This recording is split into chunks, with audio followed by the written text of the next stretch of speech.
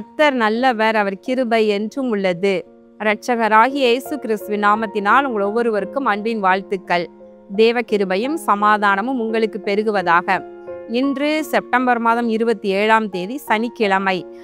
இன்று விசேஷமாக நம்முடைய ஆசீர்வாத டிவியிலிருந்து நடத்தப்படுகின்ற மாதாந்திர உபவாச கூட்டம் சென்னையில் வைத்து நடைபெற இருக்கின்றது. இந்த நாள் உபவாச கூட்டத்திலே தேவ பிள்ளைகள் நீங்கள் வாஞ்சியோடு கலந்து கொள்ளுங்கள். கர்த்தர் உங்களுக்கு பெரிய காரியங்களை செய்வார். இன்றைக்கு நாம் தியானிக்கும் வசனம் ஏசாயா 44வது அதிகாரம் 3வது வசனத்தின் பின்பகுதி. உன் சந்ததியின் மேல் என் ஆவியையும் உன் சந்தானத்தின் மேல் என் ஆசீர்வாதத்தையும் ஊற்றுவேன். இங்கு கர்த்தருடைய வார்த்தை இவ்விதமாக நமக்கு நேராக வருகின்றது. இது ஒரு வாக்குத்தத்தம், அருமையான வாக்குத்தத்தம். உன் சந்ததியின் மேலே என் ஆவியையும் உன் சந்தானத்தின் மேல் என் ஆசீர்வாதத்தையும் ஊற்றுவேன் என்று கர்த்தர் சொல்கிறார். பிரியமானவர்களே, இது எவ்வளவு பெரிய ஆசீர்வாதம்! கர்த்தருடைய ஆவியானவர் நம்முடைய சந்ததியின் மேல தங்கியிருந்து அவர்களை நடத்துவாரானால் அது எவ்வளவு பெரிய ஆசீர்வாதம்!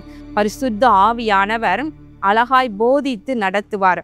வழி இதுவே என்று சொல்லி நம்முடைய சந்ததிக்கு, நம்முடைய பிள்ளைகளின் பிள்ளைகளுக்கு அருமையாய் போதித்து நடத்துவார். சரியான வழியில நடத்தி பரலோகம் மட்டும் கொண்டு வந்து அவர் சேர்ப்பார் என்பதில் சந்தேகமே இல்லை. அதனோடு கூட உன் சந்தானத்தின் மேல் என் ஆசீர்வாதத்தையும் ஊற்றுவேன் என்று சொல்லுகின்றார். அப்படி என்றால் ஆண்டவர் என் ஆவியை ஊற்றி அவர்களை வழிநடத்துவதோடு மாத்திரமல்ல, அவர்களுக்கு தேவையான நன்மைகளையும் ஆசீர்வாதங்களையும் நான் பரிபூர்ணமாய் கொடுப்பேன் என்று சொல்கின்றார். அதனாலே அவர்கள் எப்படி இருப்பார்களாம்? அடுத்த வசனம், அவர்கள் புல்லின் நடுவே நீர்க்கால்களின் ஓரத்தில் உள்ள அலரி செடிகளைப் போல் வளருவார்கள். ஒருவன் நான் கர்த்தருடையவன் என்பான், ஒருவன் யாக்கோபின் பெயரை தரித்து கொள்ளுவான், ஒருவன் நான் கர்த்தருடையவன் என்று கையெழுத்து போட்டு இஸ்ரவேலின் நாமத்தை தரித்து கொள்ளுவான். இங்க இப்படி கர்த்தர் செய்வதினாலே எல்லாரும் எப்படி இருப்பாங்களாம்? நம்முடைய சந்ததி, நம்முடைய பிள்ளைகள் எல்லாரும் புல்லின் நடுவே நீர்க்கால்களின் ஓரமாய் நடப்பட்டிருக்கிற அலரி செடிகளை போல இருப்பாங்க. அப்போ அவருடைய வாழ்க்கையில ஒரு செழிப்பு தன்னாற் போல வந்து விடுகிறது. கர்த்தருடைய ஆவியானவர் பிள்ளைகள் மேல இறங்கி நடத்துவார். ஆனால் ஆவிக்குரிய செழிப்பு அதனோடு கூட அழகாய் புல்லின் நடுவே அலரி செடிகளை போல அழகாய் பூ பூத்து அருமையான ஒரு செழிப்பான வாழ்க்கையையும் கர்த்தர் கட்டளையிடுகின்றார். அதனோடு கூட அவங்க எப்படி இருப்பாங்களாம்? ஒருவன் நான் கர்த்தருடையவன் என்று சொல்லுவானாம், இன்னொருத்தர் யாக்கோபின் பெயரை தரித்து கொள்வாங்களாம். யாக்கோபு கர்த்தர் தெரிந்து கொண்ட ஒரு மனிதன், அவருடைய பெயரை தரித்து கொள்வார்களாம். ஜேக்கப் என்று சொல்லி பெயர் வச்சுக்கிடுவாங்க. என்னன்னா, ஆண்டவர் யாக்கோபை தெரிந்து கொண்டார். அவருடைய 12 கோத்திரங்களையும், அதாவது 12 பிள்ளைகளையும் அருமையாய் தெரிந்து கொண்டு 12 கோத்திரங்களாக தெரிந்து கொண்டு தாம் நேசிக்கும் ஜனமாக அந்த ஜனத்தை திரளாய் பெருக பண்ணினார் என்று சொல்லி என்ன பேர் வச்சுக்கிடுவாங்களா?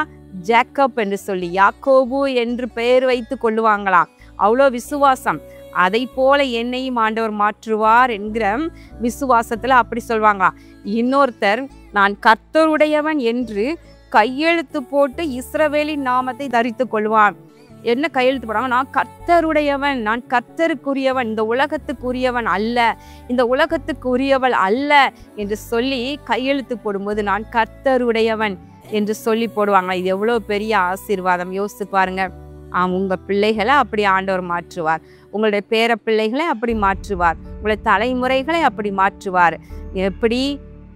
உன் சந்ததியின் மேலே என் ஆவியை ஊற்றுவேன், உன் சந்தானத்தின் மேல் என் ஆசீர்வாதத்தை ஊற்றுவேன் என்று சொல்லி ஆண்டவர் இந்த வாக்கு தத்தத்தின்படியே அப்படியே ஆண்டவர் அருமையாய் உங்களுடைய சந்ததியாக ஆசீர்வதித்து தம்முடைய பரிசுத்த ஆவியினாலே அவருடைய ஆளுகைக்குள்ள வைத்து அருமையாய் நடத்துவார்.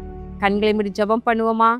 எங்கள் அன்புள்ள பரலோக பிதாவே, இதோ இந்த நாளிலே நாங்கள் தியானித்த உம்முடைய வார்த்தையின்படி தகப்பனே, இதோ அருமையாய் உன் சந்ததியின் மேலே என் ஆவியையும் உன் சந்தானத்தின் மேல் என் ஆசீர்வாதத்தையும் ஊற்றுவேன் என்று எழுதியிருக்கிற வாக்குத்தத்த வசனத்தின் படியாக இதோ என்னோடு சேர்ந்து ஜெபித்து கொண்டிருக்கிற தேவ பிள்ளைகளுடைய வாழ்க்கையை, அவருடைய குடும்பத்தை, அவருடைய சந்ததியை அப்படியே ஆசீர்வதிப்பீராக. இந்த பிள்ளைகள் கீழ்ப்படியாமல் உலகத்தின் பின்னே சென்று கொண்டிருக்கிறாங்க, பிசாசின் தந்திர வலையிலே மாட்டிக்கொண்டிருக்கிறாங்க என்று சொல்லி கவலைப்பட்டு ஜெபிக்கிற தேவ பிள்ளைகளுடைய கண்ணீர் நிறைந்த ஜெபத்தை நீர் கேட்டு அவர்கள் பிள்ளைகளை மாற்றி ஒருவன் கர்த்தருடையவன் என்று சொல்லுவான், ஒருவன் யாக்கோபின் பெயரை தரித்து கொள்ளுவான், ஒருவன் நான் கர்த்தருடையவன் என்று சொல்லி கையெழுத்து போடுவான் என்று எழுதியிருக்கிறபடி இதோ அப்படிப்பட்ட கர்த்தரை விட்டு தூரமாய் நின்று கொண்டிருக்கிற பிள்ளைகள் எல்லாம் இதோ நான் கர்த்தருக்கு சொந்தம், நான் கர்த்தருடையவன், நான் பிசாசுக்கு சொந்தம் அல்ல என்று சொல்லி கர்த்தருடையவன் என்று சொல்லி ஓடி வந்து உடைய செட்டைகளுக்குள்ளே வருவார்களாக. அப்படிப்பட்ட பெரிய ஆசீர்வாதத்தை நீ செய்தருள்வீராக. இரட்சகராகிய இயேசு கிறிஸ்துவின் நாமத்தினாலே இந்த ஜெபத்தை ஏறெடுக்கின்றேன் நல்ல பிதாவே, ஆமேன். பிரியமானவர்களே, இந்த வசனத்தின்படியே ஆண்டவர் உங்கள் குடும்பத்தை மாற்றுவார். விசேஷமாக இன்று நடக்கும் ஆசீர்வாத டிவியின் உபவாச கூட்டத்திற்கு வாருங்கள். அதனோடு கூட எரிகோவிலும் 7 நாட்கள் என்று சொல்லி நாம் எல்லாரும் சேர்ந்து நம்ம தேவனுடைய பாதத்தில் தினமும் இரவு 9 மணிக்கு நம்ம கூடி வருகின்றோம், அவரவர் இருக்கும் இடத்துல. இது 6ஆம் நாள். இந்த 6ஆம் நாளிலே நீங்கள் மிஸ் பண்ணிடாதீங்க, ஆயத்தமாகுங்க. பகல் நேரம் இருக்கிற தேவ பிள்ளைகள் நல்லா துதிங்க, ஸ்தோத்திரம் பண்ணுங்க. எரிகோவிலும் 7 நாட்கள் இன்றும் நாளையும் இருக்கின்றது. அதிலே கர்த்தர் பெரிய கிரியைகளை செய்ய வேண்டும் என்று சொல்லி ஒரு ஜெப சிந்தையோடு காத்திருங்க. நல்ல ஸ்தோத்திர பலிகளை செலுத்தி கரங்களை தட்டி பாடல்களை பாடி ஆண்டவரை மகிமைப்படுத்தி கொண்டே இருங்க. உங்களுக்கு விரோதமான எரிகோ விழுந்து விடும். பெரிய ஒரு விசாலத்திலே கர்த்தர் உங்களை கொண்டு வருவார், சந்தேகமே இல்லை. கர்த்தர் உங்களை ஆசீர்வதிப்பாராக. ஆமேன்.